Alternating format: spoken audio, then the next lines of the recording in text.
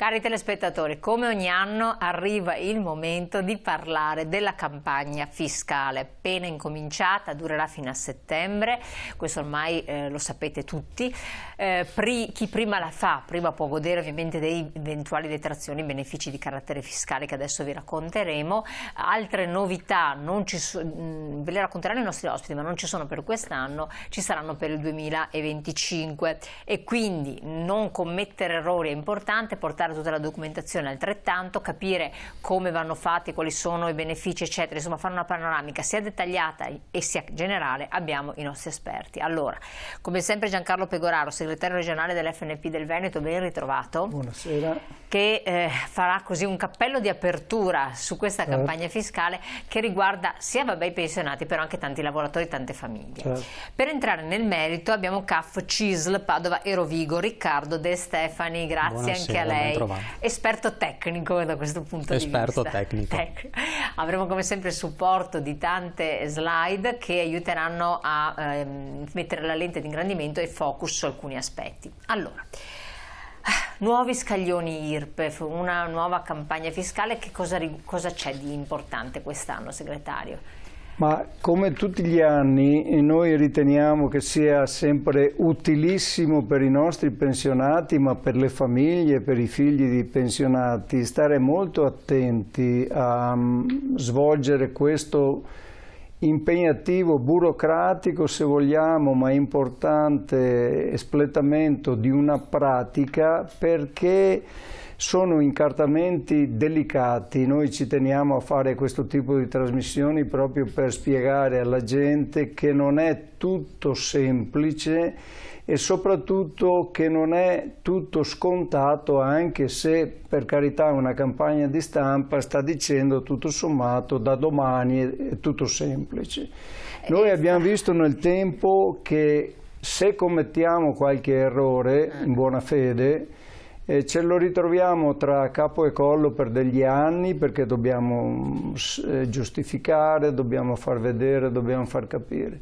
La seconda cosa, dal punto di vista di politica organizzativa, per noi è importante, perché questi dati poi che scaturiscono un po' dai dati che abbiamo dall'INPS, ma dalla conoscenza che poi abbiamo con i colleghi del CAF, ci permette di monitorare quante sono, ma come sono le pensioni in Veneto. E come ben sappiamo e abbiamo detto in altre trasmissioni, abbiamo 1.300.000 circa di pensioni, ma abbiamo il 60-65% di pensioni che sono più basse e rimangono sotto per esempio i 28.000 euro, e questo ci permette di dare dei consigli da questo punto di vista con gli esperti del CAF su come fare delle detrazioni, su come immaginare l'anno prossimo, su come pensare, diceva bene lei, l'anno prossimo, e quindi manca un anno, ma ci saranno i famosi scaglioni IRPEF che sono cambiati. Imparare a masticarli già adesso credo che non sia una cosa sbagliata. Ricordo che c'è in giro per molta gente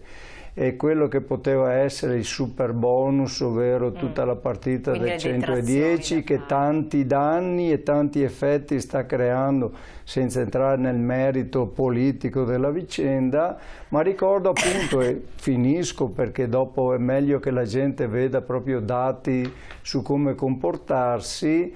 Sotto i 28.000 euro ci sono detrazioni, agevolazioni che è bene conoscere, perché magari in casa abbiamo persone con degli handicap, abbiamo persone dentro alle case RSA di cura, abbiamo situazioni particolari, quindi se abbiamo dei dubbi ci prenotiamo al CAF, andiamo a controllare, sappiamo certamente che ci sarà una spesa, ma siamo sicuri dopo di non incorrere in particolari situazioni che, come dicevo all'inizio, dureranno degli anni, insomma.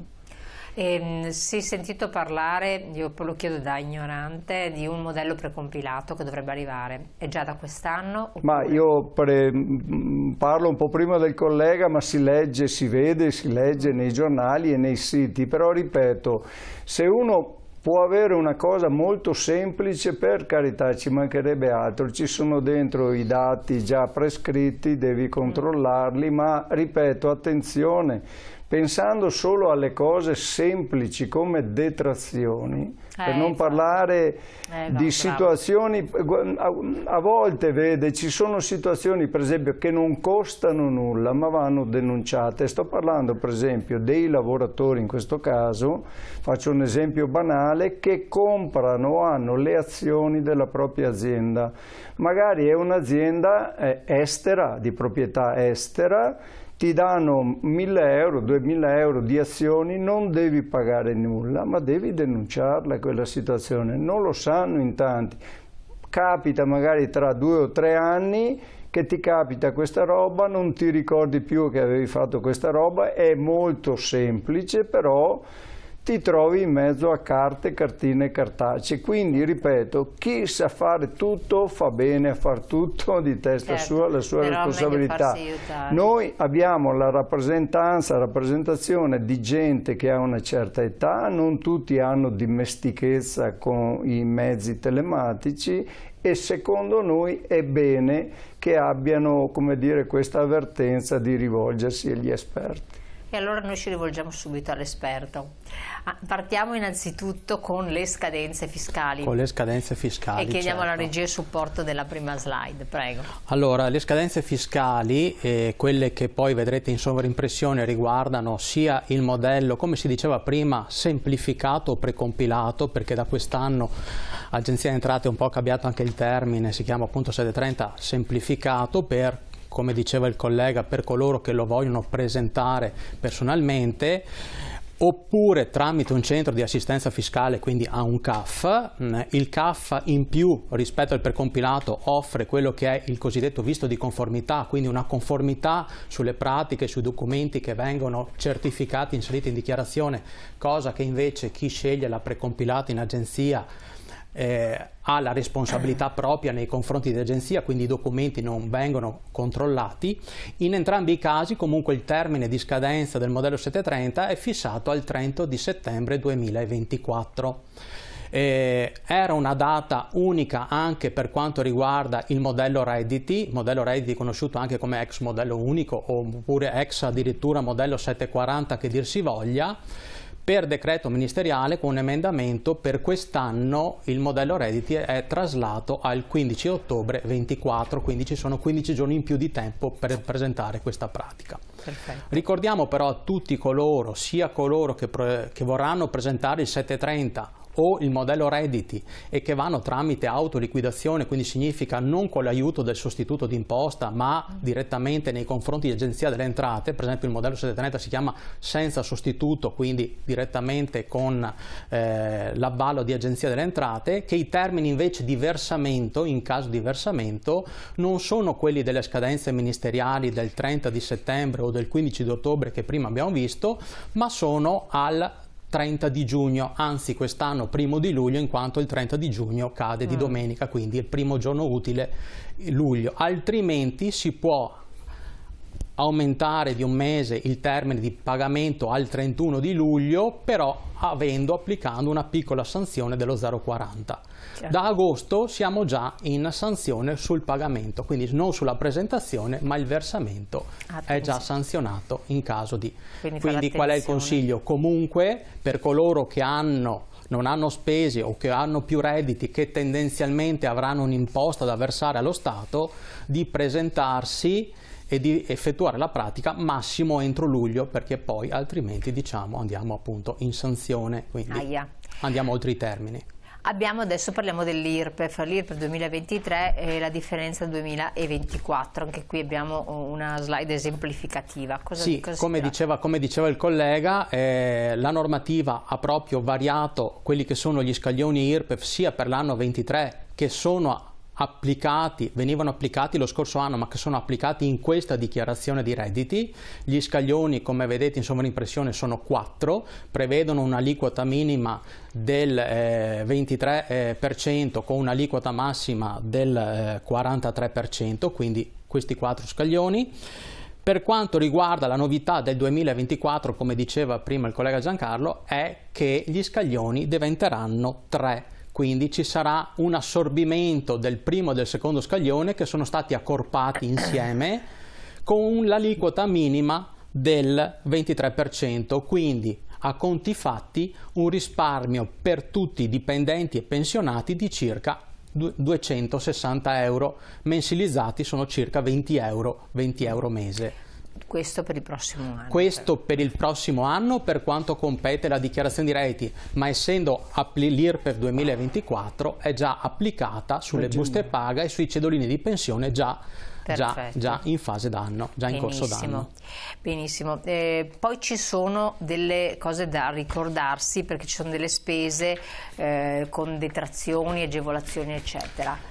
Sì, abbiamo, poi vedremo insomma che si succederanno diverse diapositive, diverse slide in sovraimpressione che ricordano quelle che sono le opportunità che hanno i contribuenti con la dichiarazione di redditi, quali oneri, quali spese posso portare in agevolazione, posso avere come beneficio. Beh, in primis purché ci sia reddito, purché più che reddito, purché ci sia IRPEF, in quanto tutte queste spese, siccome vanno in detrazione fiscale, cioè nello sconto dell'imposta IRPEF, il contribuente le riesce a recuperare se è soggetto ad IRPEF, quindi se ha un'imposta su cui scontarle.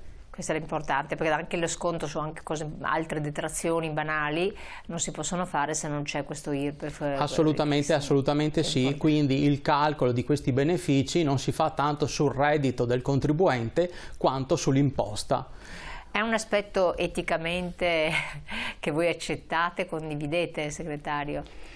Chiaramente qui si apre il grande trito e ritrito discorso della riforma fiscale. Ovviamente mi viene da dire che in questo paese un po' strano, ogni volta che si fa una legge si trova poi immediatamente l'inganno. È evidente che un fisco progressivo, quindi di conseguenza un pagamento di tasse progressivo dal punto di vista etico e di principio è giusto, cioè più prendo e più pago. La verità vera è che vediamo ogni giorno che non è così, perché i controlli sono parziali, perché l'incrocio delle banche dati è volutamente parziale, ed è evidente quindi che sul fatto, insomma, come ci dicono i grandi numeri, che il 25-30% della popolazione paga il 90% delle tasse, è evidente che le